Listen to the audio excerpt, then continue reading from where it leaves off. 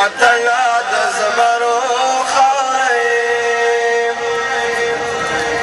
یې راته باطل میرویس او احمد شاه ابدالي.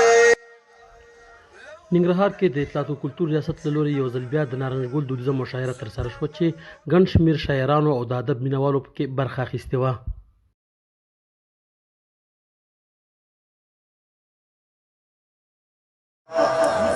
خپل مانه یاره ویښ کېنه یو ګاونډي دې هم آباد نه غواړي افغانستانه یاره ویښ کېنه وطن دې ونیو ډېر ښه دې وکړه اوس طالب جانه یاره ویښ کېنه. ته د مومن ذبیح الله بیخي ذاتي وطني ته جنتي وطني ته د مومندو خوږیاڼو شینواري وطني ته جنتي وطني. د نارنج ګل د دودیزه مشاعره کې د هېواد او د هېواد څخه بهر ګڼو شاعرانو برخه اخیستې وه. دوی وایي چې خوښ دي چې په دې دودیزه مشاعره کې ګډون کړی و. ډیر خوشاله یم چې نن په ننګرهار کې دغه شی یو تاریخي او فرهنګي مشاعره جوړه شوې ده. موږ ته پکې هم بلنه راکول شوې ده او الحمدلله له کوزي پښتونخوا څخه د افغانستان له لرې ولایتو څخه شاعران راغلي دي. انشاءالله خوند به اخلو.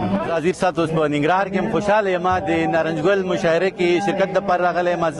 زه یو ځل مخکې هم راغلی وم، دا ځل زما په دې مشاعره کې دویم ځل دی.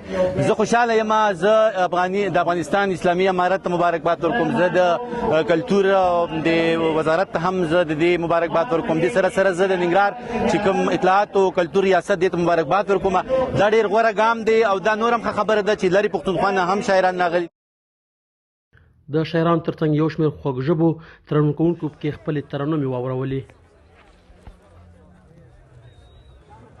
یا په جینۍ باندې پیریان دي خویندوان دي او دا یاران ندي ماران دي دا به یې وخورې دا یاران ندي ماران دي دا به یې وخورې او د منیر سره روان دي خویندوان دي په جینۍ باندې پیریان دي خویندوان دي. وطن ستا دفاع ته سر به نذرانه درکوم وطن ستا دفاع ته سر به نذرانه درکوم ضمانت بدل لدر کم هر صورت بدل تا صدر سره مزه په هر معیار پورایم بس